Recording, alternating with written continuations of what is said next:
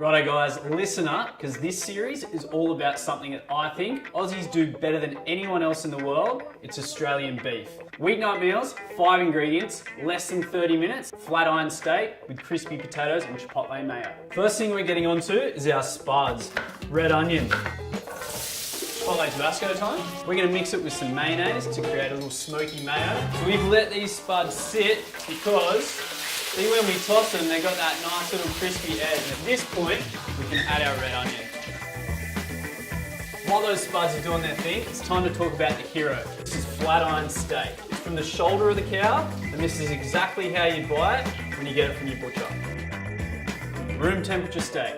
Piping hot grill. Let that sit, get those bar marks. Rule of thumb, rest your steak for half as long as the cooking time.